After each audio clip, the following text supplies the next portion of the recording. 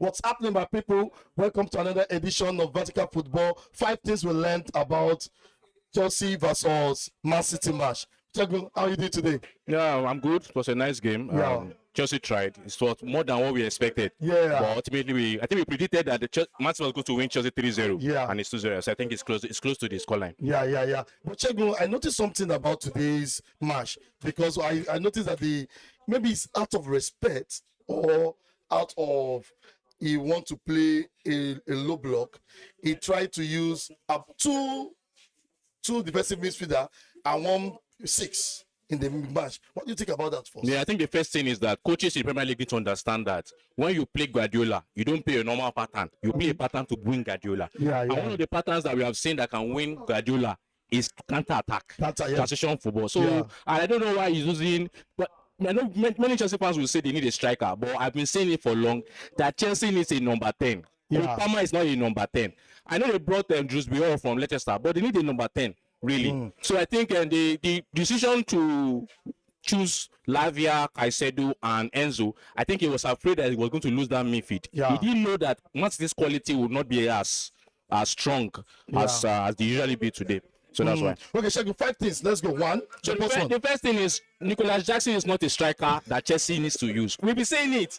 If you want to go for get a good striker, yes, because a striker just needs one chance to bury it. One chance, one goal will change this game for Chelsea's favor. Because Chelsea had a lot of the chances. So Nicolas Jackson is not the right striker for Chelsea. Second thing I would say about this game is that Chelsea, if you want to win Man City, as we said earlier, you need to play counter-attack football. Chelsea's transition game is very, very poor. Yeah. The players can when they receive the ball from Man City, and they see that Man City are very few at the back, the speed at which they move from defense to attack is very, very poor. Very poor. Yeah. And you cannot win a top team like Man City, like Arsenal, if your transition game is as poor as this. Yeah. Number 3, Shegun. Number 3, I think the byline. I don't know what positional structure Maresca is doing. The likes of when you have Nkoko on the left-hand side, if Nkoko has the ball and is attacking maybe the Rico Lewis, you need someone like Cucurella to do a decoy for him. You need that, but no, they are just Cucurella. We don't know whether he's playing as a left back or a left centre back because he just so I think, but we also credits to him. It was a nice game, but they still have a lot to improve on. No, the 14. The fourth thing is really the fact that Cucurella and Gusto, they are good players going forward. But when they meet good wingers, because Cucurella, Savio cook Cucurella for breakfast today. Quality breakfast. Man, Gusto, Doku. I know Doku is that level, but Doku. So imagine if you are meeting a Man United team with the likes of Garnacho. So defensively, they need to be very, very careful. They need to be very, very careful, really. Okay. Now the 5th one. Yeah, the 5th one, as usual, I would say Chelsea fans. We said it a million times that the first game of the season, you don't really expect much because many of these players are just coming together. It's just a new team. Chelsea has wasted 1.5 years just buying everybody they see. But now I believe they want to have a game model with Maresca. And again, Man City can say, this is not the Man City that we know. Because most of these guys, the likes of Foden, the likes of De Bruyne, this is their first major game this season. So the fitness is not yet there.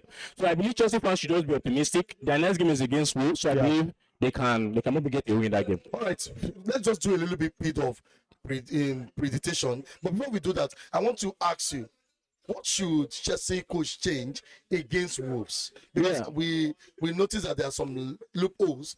What should this change in this next one? I think there's nothing much you can really change, because if you say you should change Jackson, Nkunku is not that physical to play the center in the Premier League at the moment, because you are trying to risk injury. But if they can try and play Nkunku for maybe the first half in the center, and they can see how it goes, but they need to get a top striker.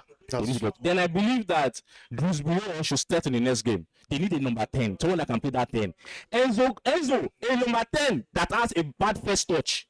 Enzo Fernandez has a bad first touch. I want to be a number 10 for a top team. Because there are many chances he had that if he had a good first touch, to work well for him. And Kopama is not a 10.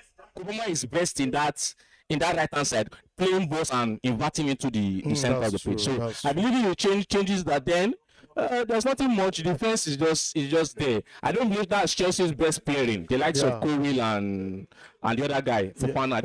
I think they should have better. They spent a lot on defenders. They should have better than that.